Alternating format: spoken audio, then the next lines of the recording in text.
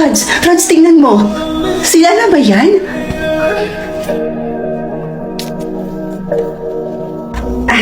Oo. Sila nga yan. Jackpot ka, be. Ay, yayaman tingnan, no? Sabi naman sa'yo, di ba? Kaya nga na-appreciate ko na nag-set sila ng ganito eh. Siguro, baka gusto pa nila na mas makilala ako bilang mapapangasawa ng anak nila. Rods. Ay, hello po. Wag na. Hindi yan ang pinunta ko rito.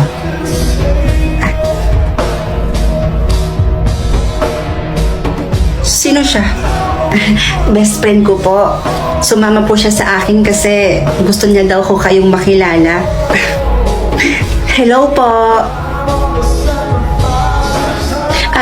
Pasok na po tayo sa loob. Kami na po bahala sa bill. Kakasahod naman po namin kanina. Hindi na. Hindi na naman ako magtatagal. Umorder na lang kayo ng sa inyo.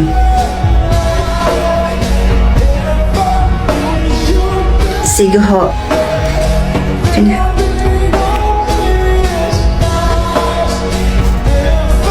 May konti lang naman akong sasabihin tungkol sa anak kong si Marvin. Huwag po kayong mag-aalala, tita. Alagang-alaga ko po siya sa bahay. Lumaki si Marvin sa may malaking tahanan. 3 ang yaya at nakakakain ng higit sa 3 beses sa isang araw. At nasusunod ang lahat ng mga gusto niya. At ngayon, independent na po siya. Marunong na siyang maghugas ng plato, marunong na siyang maglinis, maglaba, at marunong na din po siyang magluto. Which is not good for him. Po? Hindi na ako magpapaligoy-ligoy pa, Rods. Hindi kita gusto para sa anak ko.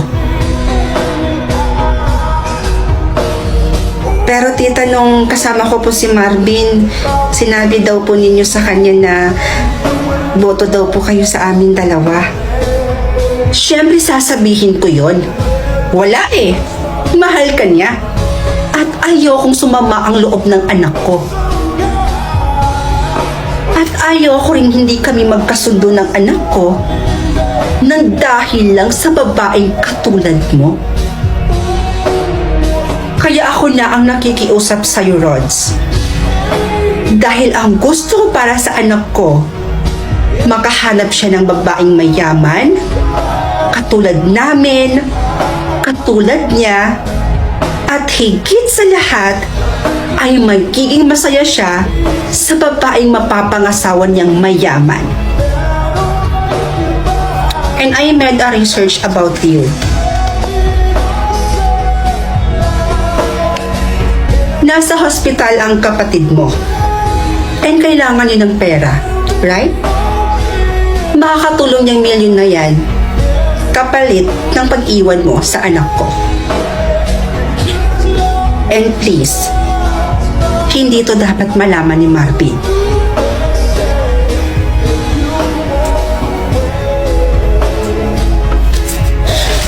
O teka, saan ka pupunta?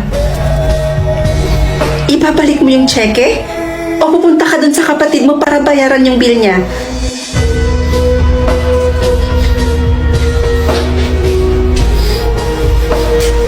So, after ng meeting natin sa client number 2, may meeting pa tayo sa Metro Manila, tama ba?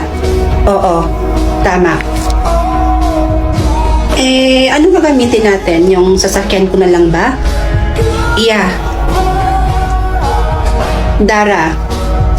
Rod, si Marvin.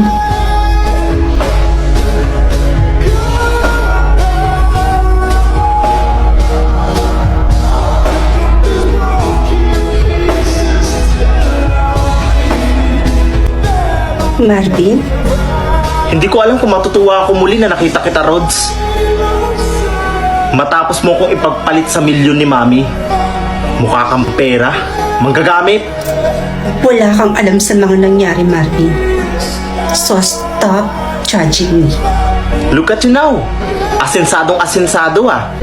Monthly ba may income from mommy?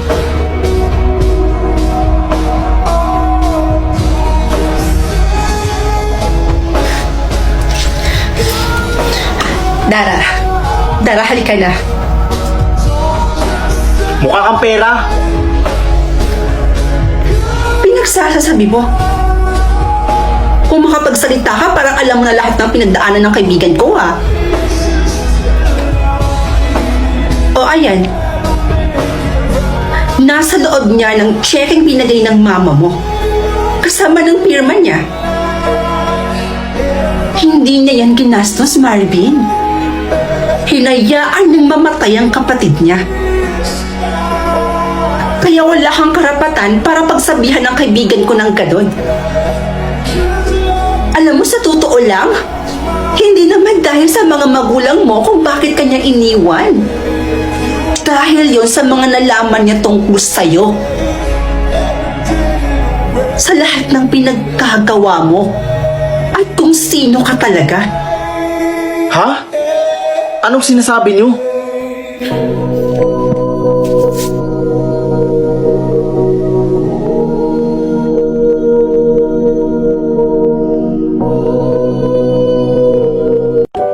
Ma, aalis na ako ah. May, anak, kapag magkaroon ka na ng letter sa pisngi mo, kapag may makita kang kapareha nun, ibig sabihin, soulmate mo yon. Eh paano yun, Ma? Meron na ako. Ay, yan ang hindi pa pwede, anak. Tanggalin mo nga yan, bilisan mo. Ay, O ayan, May, yan na yung bagong marka mo, ha? Walang dapat makalam kung ano talaga yung nakuha mong marka. Naiintindihan mo ba ako? okay po. Naiintindihan ko. Mabuti naman kung ganun. O siya, sige na, pumasok ka na sa school. Mag-iingat ka, anak. Hi May, ano yung nakuha mong marka? Ako kasi yung nakuha ko FA. So ibig sabihin, yung soulmate ko mataba. Meron naman akong kakaibang letter. Ayan. Ha? So ibig sabihin ba niyan yung soulmate mo walang tirahan? Ay, hindi ah. Grabe ka naman. Girls, tingnan nyo oh. Yung babaeng walang tirahan yung soulmate. Hoy girl, nakakain ka na ba ng basura? You look so basurera. Ay, wait. Baka may dala siyang basura. Actually, may dinala talaga ako para sa inyo. Ay, talaga? Ano yan? Basura? Sandali ah. Eto oh. Aray! Basagulera ka talagang basura ka? Hoy, ikaw? Ano? Gusto mo rin? Hoy, girl! Tara na! Takbo! Oh my gosh. Oh, bakit? Feeling ko, may kaparehas ako ng nakuhang letter. Ano? Baliw ka ba?